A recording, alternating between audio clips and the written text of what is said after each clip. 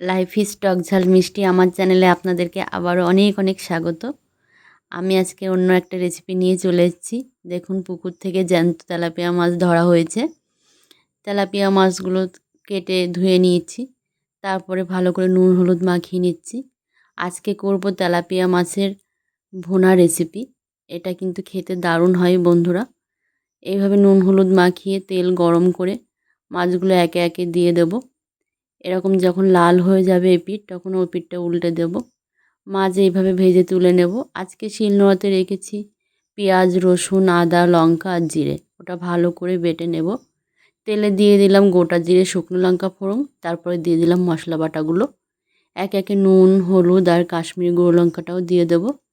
দিয়ে মশলাটা এভাবে কষিয়ে নেব যতক্ষণ না এরকম ভাজা ভাজা হচ্ছে।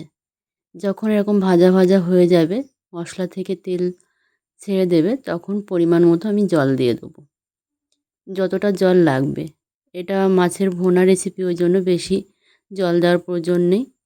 ঝোলটা যখন এরকম ফুটে উঠবে, তখন ভেজে রাখা মাছ একে একে দিয়ে দেব। দিয়ে এটাও কিছুক্ষণ আমি হতে দেব। যখন ঝোলটা এরকম শুকিয়ে আসবে, তখন আমি কিন্তু নামিয়ে নেব। এটা গরম ভাতের সাথে তেলাপিয়া মাছের ভুনা রেসিপি দারুণ লাগে খেতে। ভিডিওটি যদি ভালো লাগে অবশ্যই পাশে থাকবেন বন্ধুরা।